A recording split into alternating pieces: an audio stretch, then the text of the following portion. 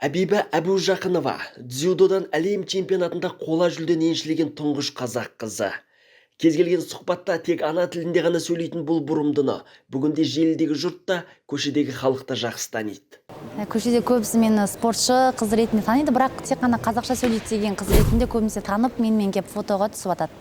Көбісі тек қана қазақ тілінде сөйлейтін қыз емес па деп сырттай таниды мені. Себебі барлық жерде мен қазақша сөйлеймін. Ағылшынша сұрақтарға, орысша сұрақ қойған журналистерге қазақ тілінде жауап бергем. Солай мені көбісі танып біле кетті. Әбибаның атағы аспандап танымалдылығы артқан сайын спортшы қызға сырттай ынтығып, ғашықтық сезімін білдіретін серілер көп екен. Қасыма кеп айта алмайды, бірақ жазады. Интернет желісінде номерімді тауып алып звондайтындар қазір жиі. Мен бірақ көбінесе алмаймын, сөйлеспеймін. Білмеймін қайдан тауып алатынын, бірақ көбінесе маған WhatsApp-тан жазады, Instagram желісінен көп жазады.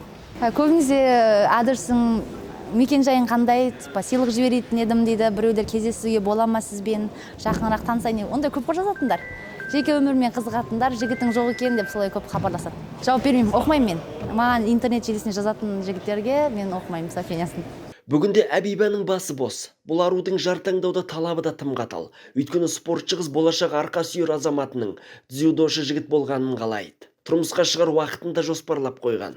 Енді спортшы болса бір-бірімізді түсінеміз деген ойдамын. Енді бұлай спортқа қатысы жоқ жігіттермен әңгімеміз бір жерден мені түсінбейтін сияқты. Мен тренировкада көбінесе тренировкада боламын ғой. Жаттығуда боламын, мен уақытым жоқ андай звондап сөйлесуге.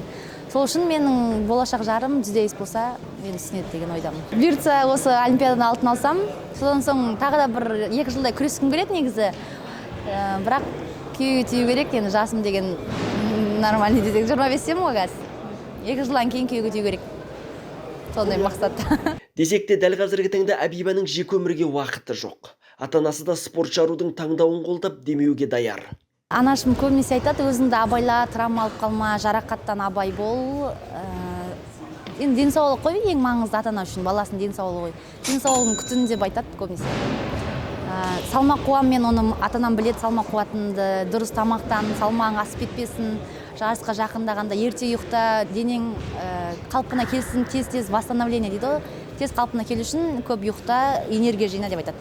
Әбужақынова өте мінезді қыз екенін айтады. Татамиде кейде сәтсіз өнер көрсетсе, ашуға булығып, әкесі мен анасын ренжітіп алатын сәттері де жоқ емес.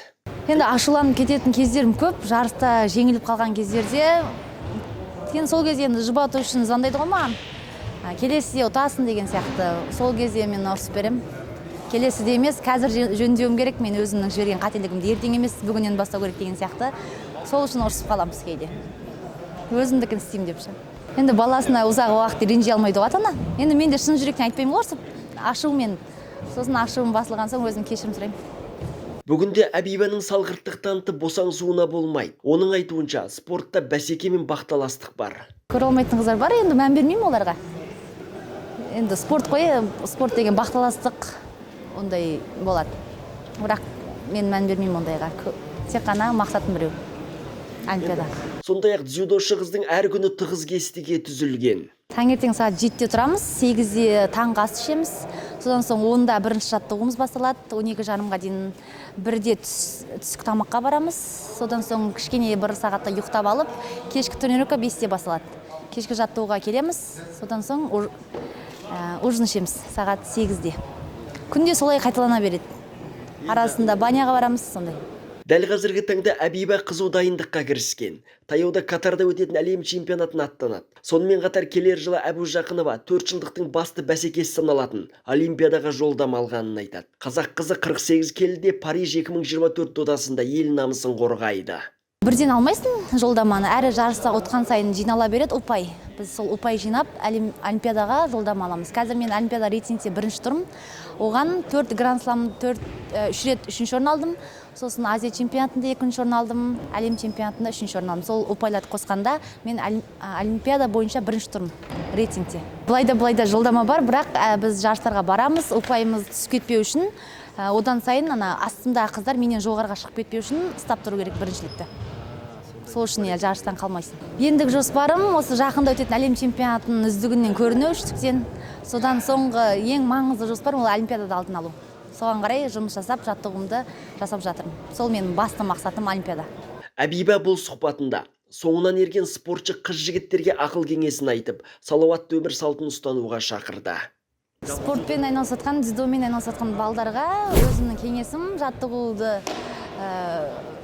көбірек жасаса, өзімен өз жұмыс жасаса, еңбекқор болса, чемпион болады. Менің мақсатым адам өз-өзімен жұмыс жасаса, жеңіске жетеді. Еңбек әрқашанда ақталады.